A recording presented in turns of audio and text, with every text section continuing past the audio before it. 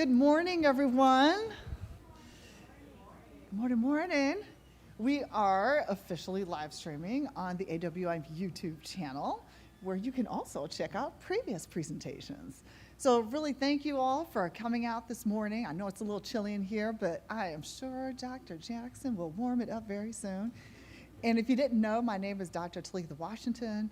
I'm Professor of Mathematics here at Clark Atlanta University, Director of the AUC Data Science Initiative, and President of the awesome Association for Women in Mathematics. So really having a pleasurable weekend with you all, doing math, sharing math, forming new networks, and just hanging out. So really great to see you all and have you all here on our illustrious campus.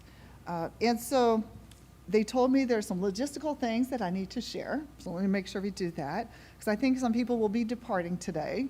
And there's a group that's leaving at noon, even though, we go through lunch and we have a community roundtable, right, where policy meets action. It's going to be super cool. If you have to leave early, there is a group going down to the airport at noon. So they'll be meeting right outside. On your table, you have this survey.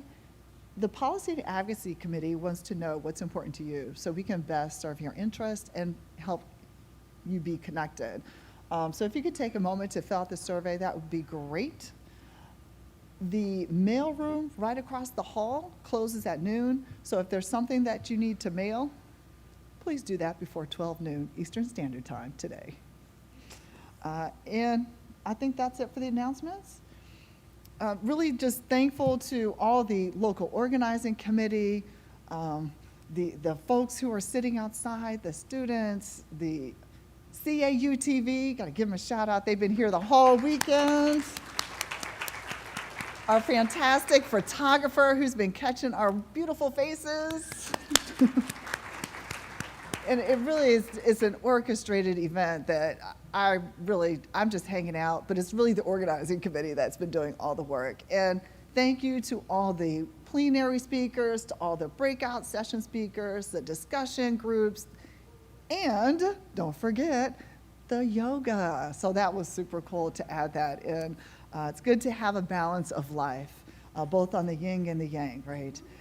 So without further ado, I'm just going to take a moment and introduce our provost here at Clark Atlanta University, who will then introduce Dr. Monica Jackson. And so I'll just let you know that here at Clark Atlanta University, we have a rich tradition in mathematics. When you walk through the promenade, there's a building, it's called McFeeters Dennis. So Dennis, Dr. Dennis, was the 13th African American to earn a PhD in mathematics. And he was chair of Clark College for many decades, we'll say. And as you all know, Clark Atlanta University was the coming together of Clark College, which was undergraduate, and Atlanta University, which was graduate. And so they came together to form Clark Atlanta University.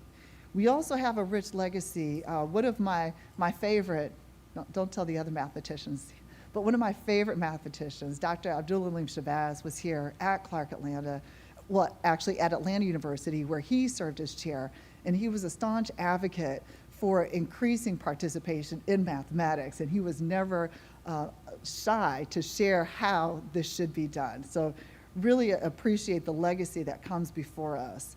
And then I know that you all may have seen Dr. Tarina Lewis here at some point. She was also chair. When I came in August of 2020, she was the one that signed me up and got my email and all the rest of that. And so Tarina really laid a great foundation here in mathematics with us. And our current chair in the mathematics is Dr. Sandra Rucker, who works tirelessly to make sure we're all stewarded in the right direction. So I just wanted to pay homage to the ones who lead us in mathematics here at the illustrious Clark Atlanta University. So our provost and senior vice president for academic affairs, Dr. Charlene Gilbert, thank you for taking the time this morning. And she became the new provost back in June 1st, 2023, so just a few months shy. She comes to CAU with over 15 years of administrative experience, including serving as dean for nearly 8 years. During her administrative career, Dr. Gilbert has built an impressive track record focused on increasing first-year graduation rates, retention rates, and faculty research. She served as the Dean of the College of Arts and Letters at the University of Toledo for 5 years, where she was responsible for 14 academic departments, 200 faculty, 1,500 students, and managed a $26 million budget. She also served 3 years as dean as one of the Ohio State University's 4 regional campuses. Fortunately for us, she now is with us and leading us in fantastic directions. She's the recipient of several distinguished fellowship awards, including the Bunting Radcliffe Institute for Advanced Study Fellowship, the Kellogg National Leadership Fellowship, and Rockefeller Media Arts Fellowship. One of the things that's near and dear to my heart that she actually helped stand up a data science academic program at her institutions. That's, data sciences. Okay. She earned her bachelor's degree in economics and political science from Yale University, a master's of fine arts degree from Temple University, and a PhD in educational studies from the University of Nebraska. She's a highly accomplished administrator, scholar, and artist who has films, right? She does these really neat films. Check them out. One of them is a PBS documentary entitled Homecoming. Sometimes I am haunted by memories of red dirt and clay. So here in Georgia, we have, the thing of red dirt and clay. It's an interesting phenomenon. But please check out our film. So Dr. Gilbert, thank you for joining us today to introduce our keynote speaker for the morning.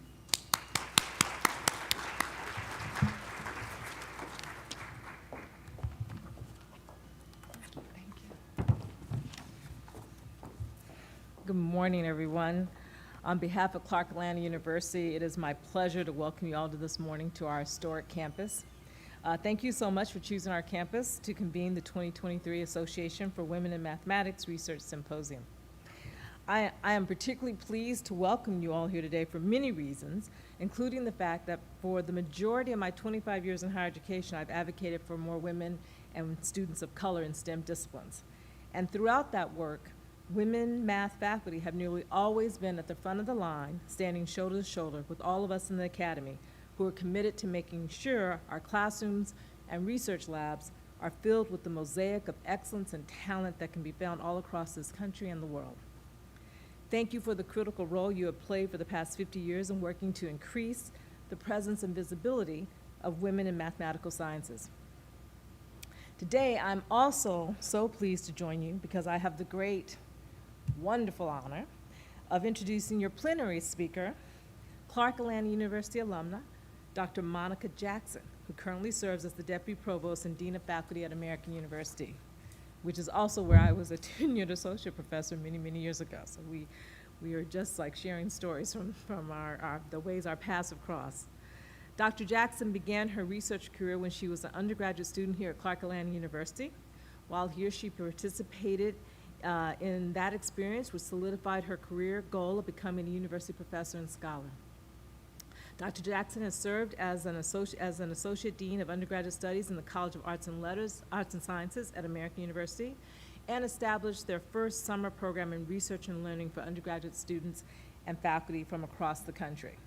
She is also a principal investigator for American University's advanced grant that analyzes gender and racial data and works to increase equity in these areas amongst STEM faculty.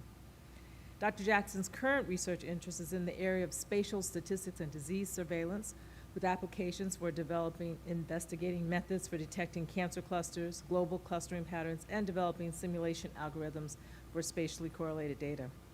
She has spent sabbaticals at the National Cancer Institute, the Institute for Pure and Applied Mathematics at UCLA, and the Statistical and Applied Mathematical Science Institute, where she worked on applying her spatial techniques to a wide variety of medical problems. She has won numerous awards for her scholarship and service. Those include the Frederick Douglass Distinguished Scholars Faculty Fellow, the Delta Kappa Gamma International Educational Society for Most Valuable Member, and the Morton Bender Prize for Outstanding Research. After earning her Bachelor's of Science and Master's of Science degree from the illustrious Clark Atlanta University, she went on to earn a PhD in Applied Mathematics and Scientific Computation from the University of Maryland. Dr. Jackson, through your work, your honors, and your scholarly activities that provide real solutions to medical problems, I want you to know that Clark Atlanta University is extremely proud of you. And you have honored us through your professional achievements and your many accolades. On behalf of the Association for Women in Mathematics and Clark Atlanta University, it gives me great pleasure to welcome you to the AWM Research Symposium. Welcome and thank you.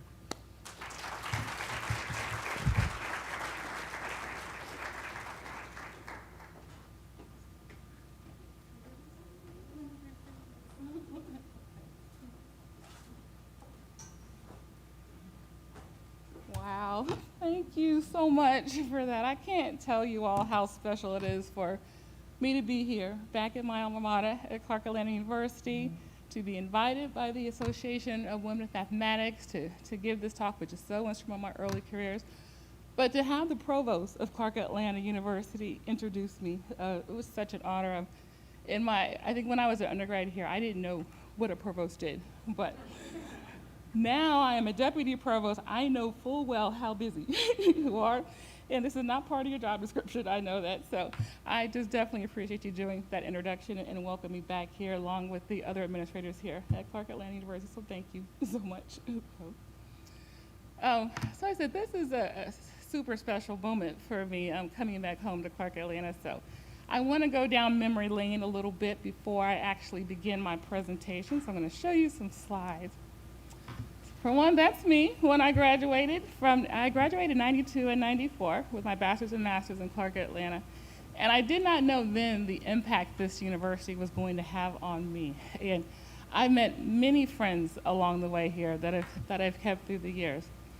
But last week was super special because Math Fest was also here at Clark Atlanta University. And in that photo you have there, that's Reverend Norris, my very first math professor that I had here at Clark Atlanta University. And he got to meet my mother for the first time here. And so we were able to share stories and things that were going on. So remember, back in the time when I was here, 30-something years ago at Clark Atlanta, we didn't have, cell phones, internet. We weren't posting your life, on social media. So my mother had no idea what was happening with me. Back then, your parents dropped you off. They expect you to come back with a degree, That was it. And so I had a lot of experiences we got to share, and I got to tell one quick story, Reverend Norris, that I love with him. When I came to Clark Atlanta, again, I was 18, 19 years old, we had to take a math placement test, and I love math. I knew I was going to be a math major, I was going to do math. Well, I was in Georgia, it was like 90 degrees. We were in a building that had no air, and windows were shut. I fell asleep during the test. So I failed it, and so I got placed in remedial math. And so go up to the chair and tell like, no, I know math. I'm like, looking at my test scores, no, you got to start remedial math. I went and saw Reverend Norris, and I told him, I promise you I can do math. He's like, if you tell me you can do it, you can do it. He let me sit in on his class, and so that was like the very first experience I had that kind of solidified my love for math and just, someone just deeply believing in me. So I'm grateful. I don't know if he's here or not. He's probably listening here, but thank you, Reverend Norris. And then I keep mentioning here, the community here is so connected. I made a lot of friends here. So in the picture there, you see some of my AU math friends. Well, the one with me is Dr. Howell, who's from Morehouse College, and also one of my collaborators now, and we've written a book together most recently. Also faculty at American University. And then you may recognize some of the women in the other photo who are actually here today. You see Leona Harris here from Spelman College, Cherie Whitaker in there. Kim Sellers is not from Atlanta University Center, but we consider her honorary because she's deeply involved in the math community there. And this, you heard Dr. Washington mention her favorite instructor being Dr. Shabazz. Well, that's Dr. Shabazz in that picture. And the unique thing with this photo is that he was chair when I was at Clark Atlanta. And one thing with Dr. Shabazz, he really made sure that we all were grounded in math and made sure we were making great decisions about where we're going to go after we left Clark Atlanta. So much so that when I decided to go to University of Maryland after Clark Atlanta, there were 3 of us that were going. He actually called up the chair of the department at the time and said, hey, I'm sitting these 3 students. I want to be sure you're looking out for them. And he literally stayed connected with us the entire time, checking in with the department. And then to my surprise, he showed up at my graduation from University of Maryland. I had no clue he was going to be there. And again, you got to think back to the time. Didn't have a cell phone. Wasn't able to tell him. He literally just showed up at my graduation. So to say the Clark Atlanta University faculty like really, really, make sure we're okay is an understatement there. And the baby in the picture, like I say, that's my nephew in the picture. That's actually Kim Seller's son from the previous picture. She's the department head at NC State, but he's a grown man at this point at Hampton University. Now, the connection with the University of Maryland AWM at the time when I was at University of Maryland was very unique and strong. At the time, AWM was actually headquartered at University of Maryland. So they gave us all, the students there, free memberships. And I fully took advantage of that and a lot of the other students there. And they were sending us to conferences and providing mentorship for us. And so that part was extra special. And the unique thing with that, one of the conferences that AWM sponsored me to attend was the joint math meetings that were actually here in Atlanta in 2005. And it was there that I met Mary Gray. And I don't know if you all have heard of Mary Gray, but she is one of the founding members of AWM, and she was the very first president of AWM. And she's the one who actually brought me to American University.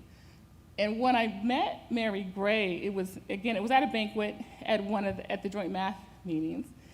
And I remember I sat next to her, and we were, talking about my career plans. I was like, well, on Monday, I'm about to accept this job in California. I'm really excited. And she was like, well, why don't you come interview with us real quick? And I was like, it's Thursday. I'm going to accept the job on Monday, She was like, well, just come on Monday, So I did. I was like, grad student free trip. Okay, I'll go. I had a lot of friends in the area, so I went. And literally, I had the most amazing experience on American University's campus. And literally by noon that day, she had made me a written offer that I accepted. And I ended up changing my plans and ended up at American University. So it's just weird how synergies like that work on there. And then you recognize the woman in the other photo, Dr. Washington. So I have known her for a very, very long time.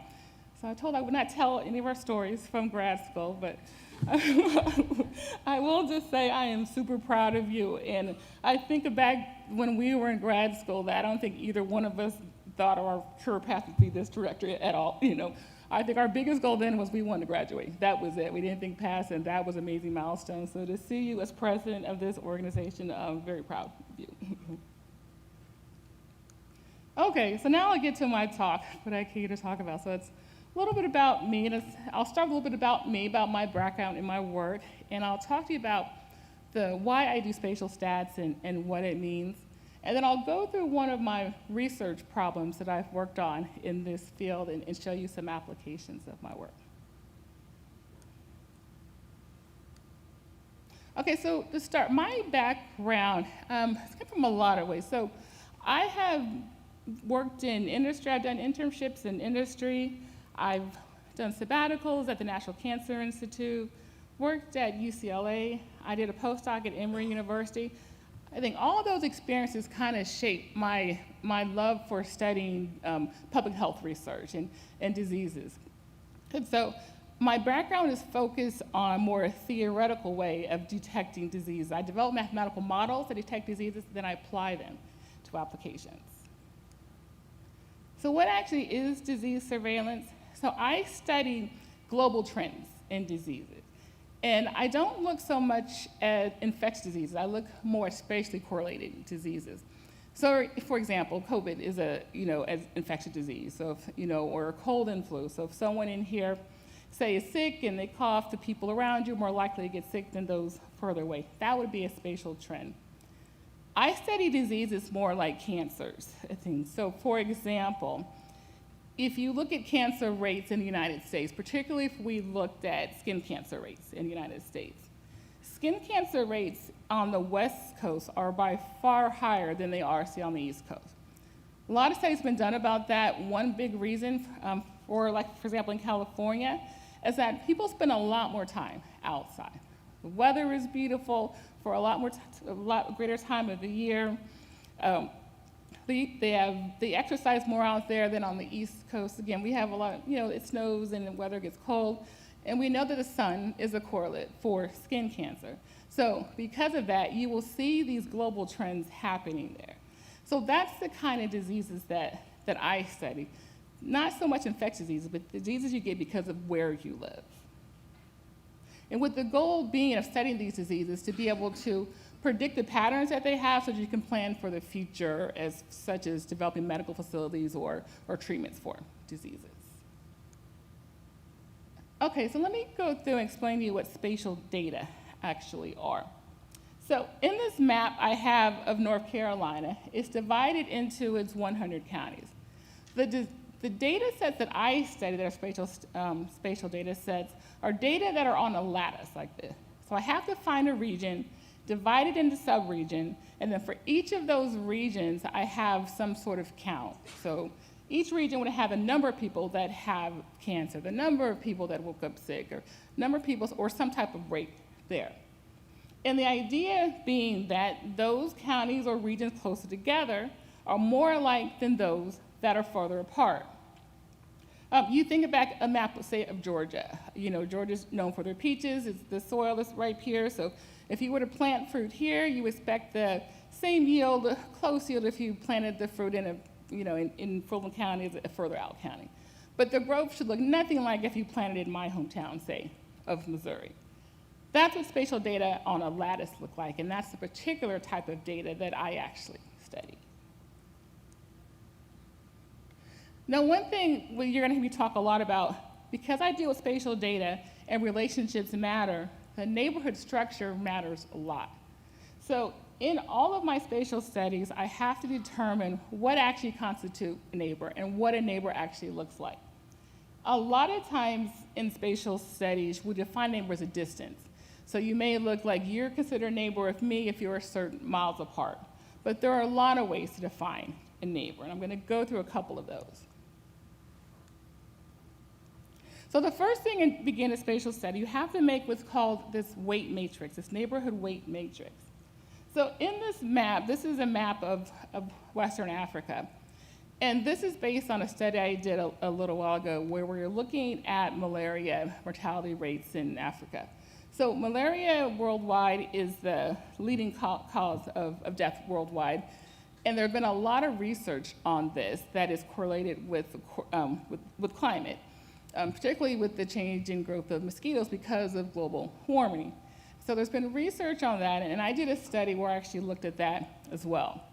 So to begin a spatial study, you make the weight matrix that I have here, where I just have the 10 counties that I was interested in, which are the ones highlighted in blue, across the top and the bottom, the rows in the column. The diagonal is at 0 because I don't need to find a neighbor there. And then you define in the other cells what your neighborhood structure actually looks like. So I'm going to show you the study I did. I did an adjacency matrix. And you find my neighbor this way. If you look just at Senegal, the only country that touches Senegal is Mali. So I have a 1 in that cell. And the rest of that top row is 0 for that reason.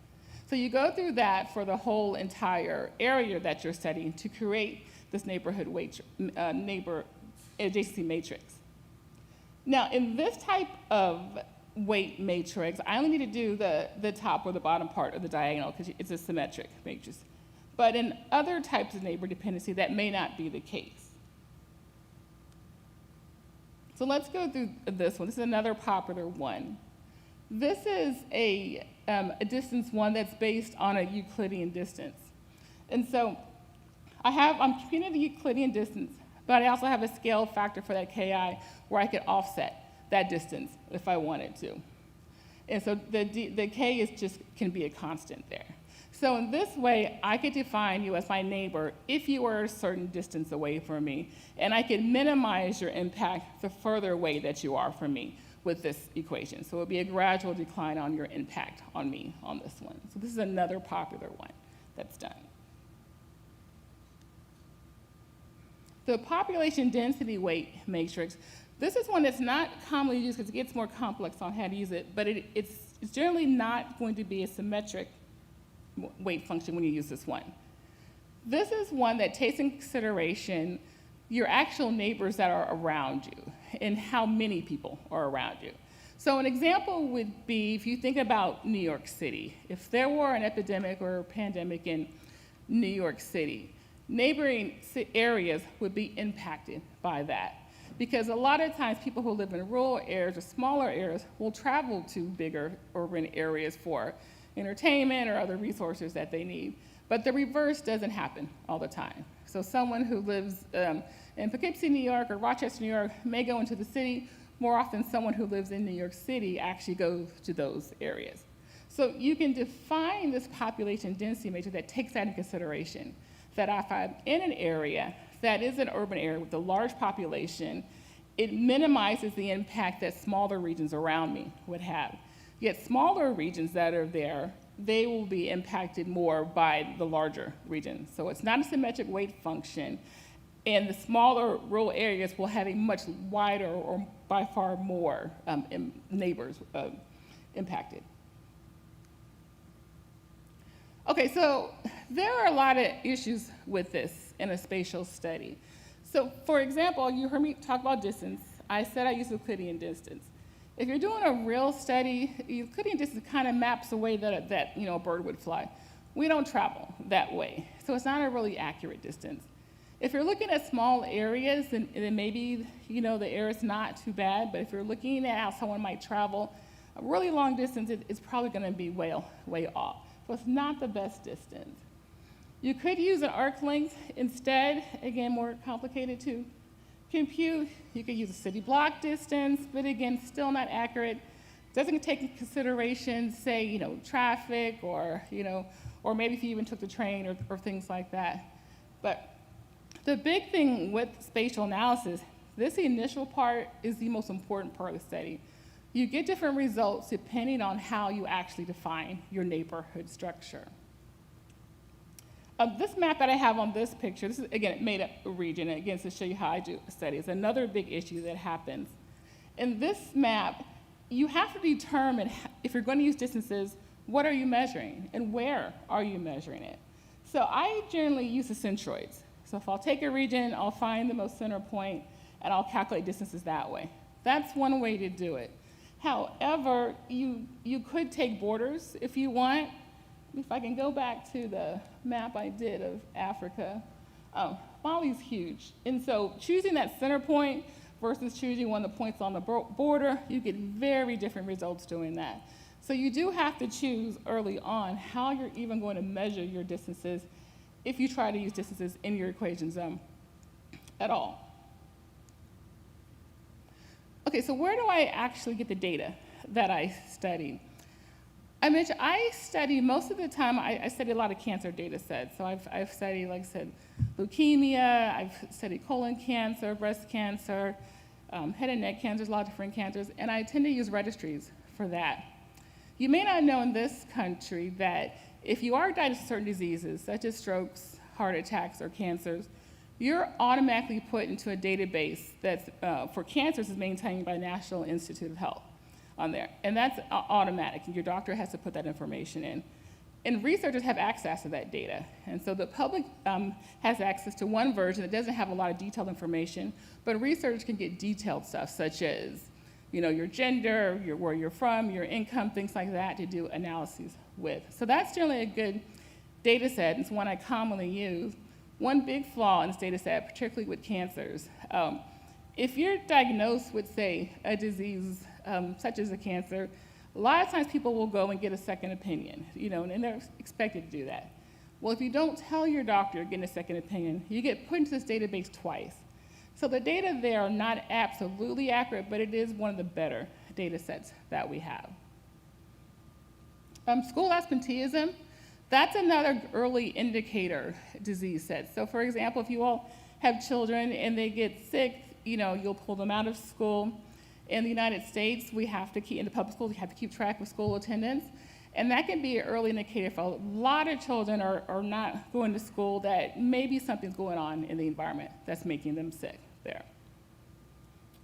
Emergency room data is the same way. That's a good one as well. That will show you signs of probably more advanced disease. But the bad thing with emergency room data, and I've tried analyzing before, is that they're messy. Because again, when there's a critical event happening or a trauma that's happening, no one's really concerned about they're making sure that they wrote the right decimal place in the right form in the right field. And so you have to do a lot of cleaning of these data sets if you're going to use those. OTCs, over-the-counter medication. So all of you know by now, if you go to grocery stores or you go to drug stores, Walgreens, CVS, they want your phone number. You get heavy discounts by doing that. Those are data sets that researchers have access to actually study. And again, that's because they're good data sets for early indicator of disease, because a lot of times when you're sick, you don't call your doctor first thing. You go to a drugstore, you buy something. So sales of certain medications are actually tracked there. So particularly like Tylenols and acids, things like that are tracked. One interesting story about over-the-counter medicine. When I was at Emory University, the researchers there were working with the health department there and looking at over-the-counter medicines. And there was one day, the example they gave me was when they were studying, there was a spike in sales of Pepto-Bismol. This was after 9/11, and it was the day after the Super Bowl. And so everyone was on high alert around that time because everyone thought that maybe something got released into the environment, maybe it was a bioterrorism event. After they studied that data set for a long time, they realized that during that Super Bowl, that was the one that Miss Janet Jackson, Justin Timberlake Super Bowl, Pepto-Bismol aired a coupon right after that. So everyone saw it there and ended up buying it. So you can get a false alarm in studying over-the-counter medicines. And that's like Halloween too. There's a huge uptick in sales of antacids and Pepto-Bismol after Halloween, so you have to ignore things like that. But again, it's an early indicator data set than some of the other ones that are available. Okay, so pandemic versus epidemic, so what it actually looks like. This is a made-up picture that I'm showing. So on the x-axis, I have time, and on the y-axis, I have occurrence of disease. What we see in disease surveillance is the lower curve, the bottom one first. You see a group of people that get sick all of a sudden, but then all of a sudden they get better, and there are no red flags or no signals on there because, again, they get better, even though we may not know what the disease is at the time. What sends a red flag is when there's a second group that gets really sick much quicker, and then they get better, which is what happened with COVID-19 when it became a pandemic there. So a lot of diseases that I study, we look at spatial and temporal trends to figure out when they actually symbolize that they're going to be a pandemic versus an epidemic. Okay, so again, I keep focusing on my work depends on relationships, on your neighborhood structures, on the correlation. So what actually am I looking at? Again, here's another made-up map, but I want to focus on showing you what a positive spatial autocorrelation looks like. So I'm looking for clusters or trends in diseases. So in a positive autocorrelation, I'm looking to see that high values are near high values and low values are near low values. And that's what happened in this map. You see the reds are really close to the reds, those would be a cluster, and the greens are close to the green. Now this is an exaggerated positive correlation that it would find in my studies. And I developed statistics that actually can detect that. This is what a negative spatial autocorrelation actually looks like. You have the opposite that happens. You have high values near low values, and you still have intermediate values near immediate values, and then the vice versa, low near the high values. And again, this is a negative spatial autocorrelation, and we have statistics that can detect those. The other alternative that can happen is no correlation at all, and it's just a random trend, and that's generally most disease data sets that you would study that can use the regular stat methods, would be that. Okay, so I want to go over some real examples that I've used from data sets that I've used, and I forgot my legend on this one, but this is HIV mortality rates in the United States. And as you see here, there's a clear global pattern happening. The red are the high values, the blue are the low values. And so you see the reds are super high along the coast, and then as you go up north, it goes a lot lower. In my work, I can find these trends, but I work with other research to find out why the trends are actually happening. And this is one that's been studied a lot, and no one has figured out why that trend is actually there for that one. Here's another one. This is lung cancer rates, and these are mortality rates. And this is in 1950. And Linda Pickle, who was at NIH when I was there, did a lot of work on this data set. Again, you see a huge trend happen, a huge global trend happening. So the high rates, again, are in the south. Then as you go up north, the rates get a lot lower. The reason that was found behind that one is because during this time frame, there were a lot of pollution plants along the coast, because we use our waterways to transport goods and things, so these plants were built near the coast. Well, these plants are giving off smokes that were toxic to the lungs, and they were causing lung cancer. So things have changed since then. There's more protection around these plants. We don't have as many of those anymore. But another example, if you pull out Montana, there's actually a cluster that happened in Montana. There's one county that if you pull it out, it's much higher than its surrounding counties. That's, again, a spatial analysis or a spatial autocorrelation that happened. And that one, there was a plant literally in that county which was causing those higher rates there. So this is a project that I worked on, again, when I was at National Cancer Institute. When I was there, we were studying breast cancer. And screenings for breast cancer for women should be, if you adhere to government regulations, over the age of 40 every 2 years. So we were studying to see who was following those guidance from the government to get those screenings regularly. One reason we studied California, as I mentioned earlier, health outcomes in California tend to be better than the rest of the United States. And again, that's been known because they're outdoors more, they exercise more, they tend to eat better over there. A lot of things happen in California that make it different than the rest of the country.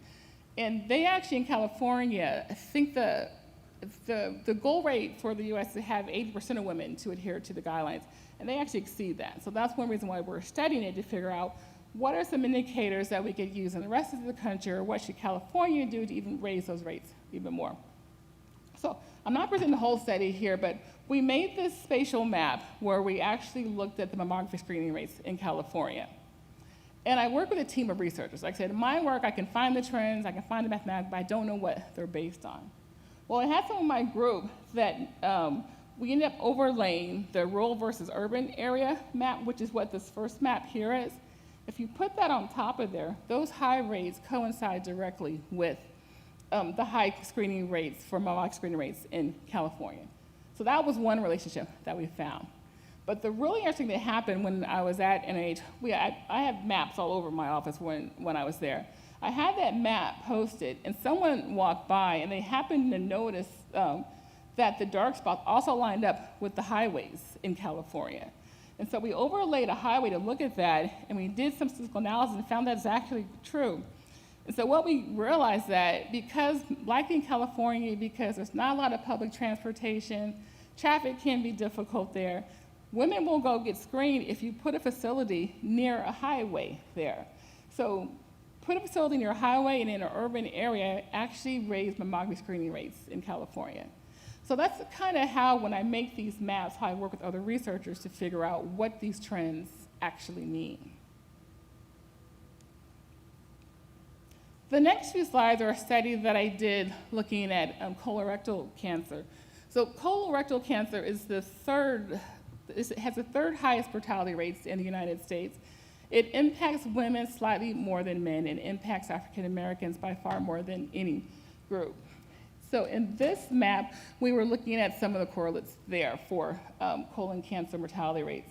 So in the first one here, this was for Caucasian, and we looked at the rates, and you notice the rate, and we compared it to the national average. So no real difference in the national average for this one. However, when you look at the map that looks at African Americans, you see a real difference in there. African Americans' mortality rates from colorectal cancer are much higher than the national average. And you see this global trend that's actually happening there as well, with, again, the southern states having a little bit higher rates than the counties in the north. The reason for that, there's been research done that colorectal cancer is directly tied to diets. One thing with colorectal cancer, it's a very slow cancer. So it starts with a polyp. It takes like 10 years for that polyp to develop into something that's cancerous. So as long as you get your regular screenings, it is very much a treatable cancer that can be detected early on.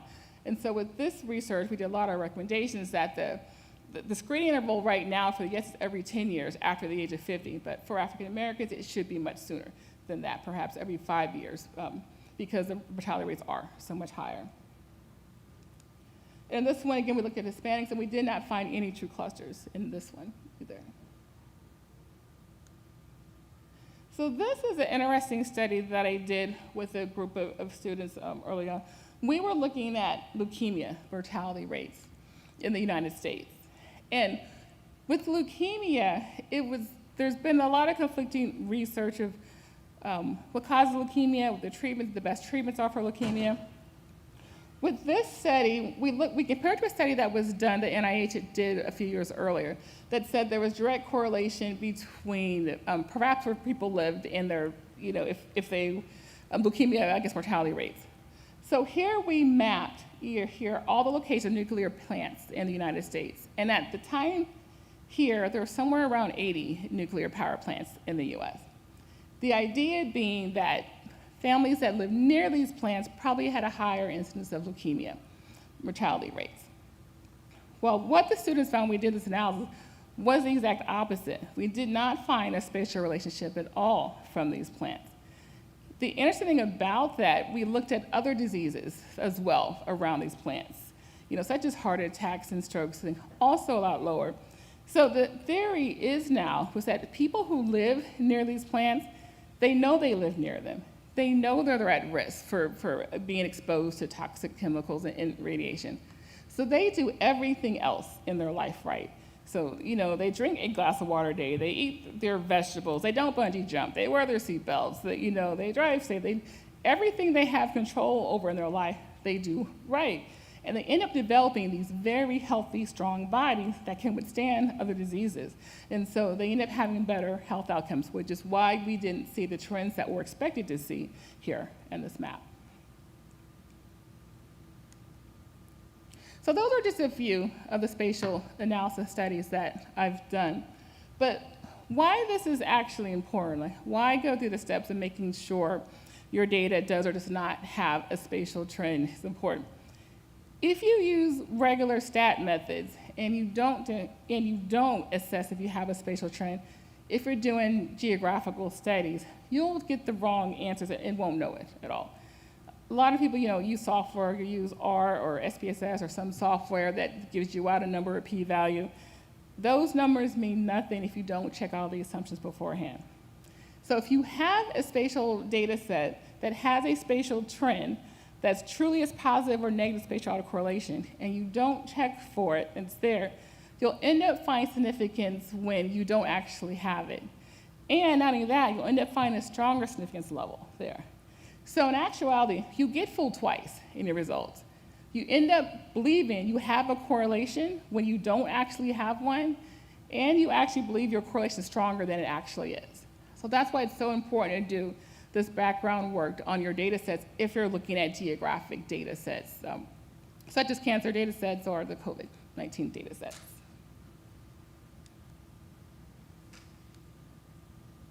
Okay, so now I'm going to go into one of my research papers that I worked on. So I showed you some global trends and local clusters, what they actually look like on a map. I want to talk you through some of the common methods that we use to actually detect these global clustering patterns. I'm going to talk to you about two of them, Moran's Eye and IPOP, that have been around for quite a long time, and they're primarily the gold standard what we use. But I'm also going to talk about one that I developed that I called modified Moran's Eye that's being used quite a bit now. Okay, so IPOP. This is a global spatial statistic that's used to detect global clustering patterns. And so it's not as complicated an equation as it looks. But the one thing that sets this one apart than every other statistic that's out there is that it takes in consideration homogeneity heterogeneity in populations. So all the other statistics don't take that in consideration when trying to determine if there's a cluster. That's really important, especially if you're studying regions like the United States that's divided into its 3,000 counties. Because what happens is, let's go back to the registries. I talked to you, I get my data sets from registries. Let's say I end up, looking at a region, a rural area that has a very small population, that's next to an urban area that has a high population. I mentioned also that happens in these data sets. A lot of times people will get second opinions, it may not tell their doctors, and it impacts the data set. Well, if someone's diagnosed, to say, with a cancer in an urban area, whether they get a second opinion there in the urban area or not, one count won't change the rates much.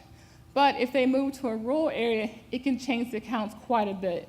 So you'll get these spillover effects, and you'll have clusters where they don't truly exist. It's just one person or a few people shifting the numbers a bit.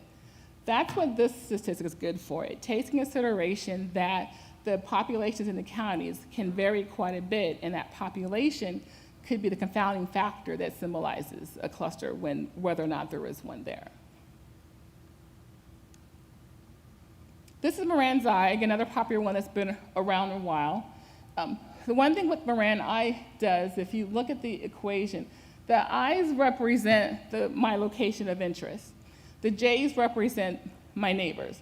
So it looks at your deviation from the means, from my central location that I'm looking at and all of the neighbors. And it offsets it by the weight function that you choose. So that's why I said earlier, how you define a weight function is very, very important. You will get different results depending on that weight function that you are using there. And so if you look, so Moran's eye also includes the deviation that's denoted by that SY squared. I'm pointing that out because I'm going to modify that equation. So I want to rewrite Moran's eye just as the top equation that I have there. So therefore, now I can just write it simply as the bottom one that I have here. So I just did a substitution there. I did that because I want to show you what I did with modified Moran's eye. So I mentioned earlier Moran's eye, the original equation. It looks at the difference from the mean and each location from its neighbors modified with the weight function. Well, it makes sense to say if you think the means are impacted by the weight functions, the standard deviation should actually be impacted as well. So therefore, we modified Moran's eye to recalculate that standard deviation to account for the weight function, the way Moran's eye does for the actual means. And in doing so, again, making that substitution, I'm leaving out a lot of the details, but in making that substitution, I can now re-express modified Moran's eye as this equation. You can't see it there so much, but now the mean is impacted by the weight function as well as the standard deviation. So we proved that theoretically how it works. I'm going to show you the graphical ways what I did for this equation. So we simulated global clustering patterns. So at the beginning of my talk, I showed you a lot of different types of clustering patterns, what they look like, from the leukemia one, the breast cancer ones. So in this map, I made up a pattern. I wanted to know where the clusters actually were. So the map of the United States, I forced a cluster or an outbreak to happen in a certain percent of the population. So the smallest ones with 5%, then there's 10, and the 15, then 20, I think the last one I put 30% of the population. And then in the other map, I simulated this global trend where I wanted to first mimic on the bottom just a gradient effect from west to the east, where the rates start out low and then they get higher as you go to the east. In the top one, I did this spiral effect to say if something happened in the central United States and then spread out to the coast. So just different global patterns, and I wanted to see which of these methods actually worked the best. Okay, so here are my results that I have here. And so let me walk you through how to actually look at this. Let's look just at the top part. So to compare the results, I want to compare modified Moran's eye with Moran's eye and IPOP. But again, I keep saying you got to compare weight functions together. So as you read this chart, look at every other one. So look at the first one, modified Moran's eye with the ADJ, look at Moran's eye with ADJ, and IPOP with ADJ. Inside the cells, that's the power. So the percent of time you will detect a true cluster given that there's one there. So you want the power to be high. The ranges that I have here, the 5, 10, 15, 20, and 30, that refers to the maps that I simulated over here with the different cluster sizes based on the population. And now let's look at the power. Modified Moran's I, if you look at the smaller population, particularly between 5 and 20, it has a higher power than Moran's I and IPOP for the adjacent weight functions. And especially for a small cluster, for the 5, it's significantly higher than IPOP and Moran's I. Interesting what happens when you get to the larger ones, when we have, say, 30% of the population. Again, that's a huge cluster. Again, I mean, you can see that even just with the naked eye, just looking at the map. All the statistics do very well in pretty much in detecting that one.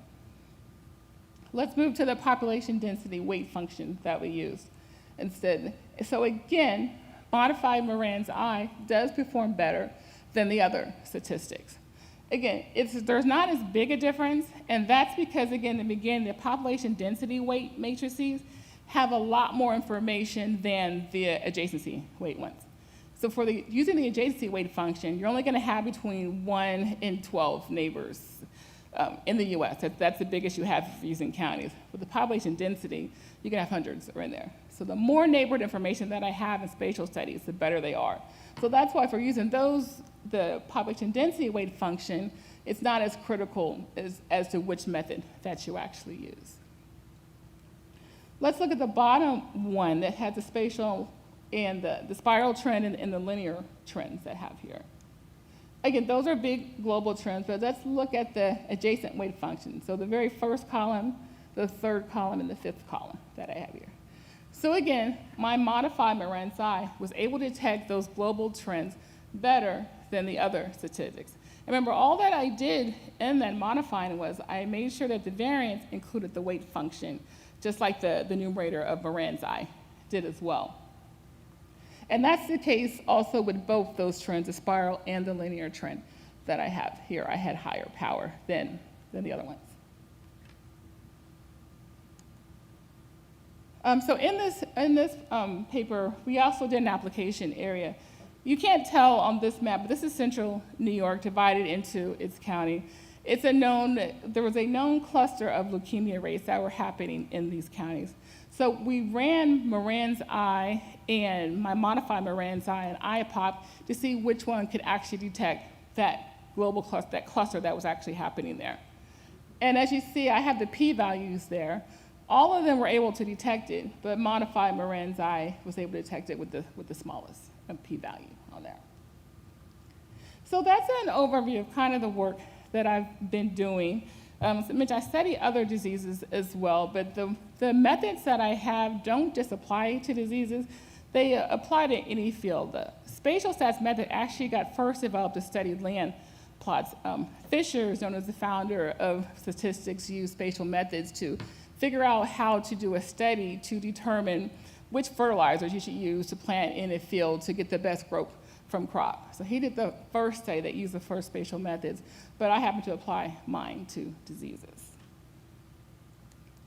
Here are a few of the papers that I've referenced in this talk if you want more information about that. I can share that with you. And then I have to mention a book that I've written with Dr. Howell and Dr. Graysinger that was here, and Dr. Verciano. I don't know if they're both still here today. We did a talk on it earlier, or yesterday, part of this meeting. And we're very proud. We call this our pandemic book. We wrote it during the pandemic. But we pulled in a lot of the examples that you saw me present here are actually in this book. And it shows a unique way to actually teach statistics to people that have very little background in statistics, where we actually use a lot of R programming actually to do it. And then I want to mention also my REU that I've been running for several years, along with Dr. Howell. I mentioned it earlier. When I first came to Clark Atlanta as a sophomore, I got accepted into a research experience program for undergraduate. No clue what research was. I just knew they were paying me $400 a week, so I was like, I was going to do it there. I fell in love with research at that. I had my first publication then. That solidified my career to want to be a researcher. So when I say I owe Clark Atlanta a lot for getting to me where I am today, I really do. And so another full circle moment for me now is that I give back to students that way by running these RAUs. And so we've had over 200 students in the program over 22 years. And we just finished an RAU just past summer when we brought a student here to Math Fest just last week to present most recent research project we worked on. So if you have students that are interested, please let them know about this. But that's it. Well, thank you all. I appreciate your attention.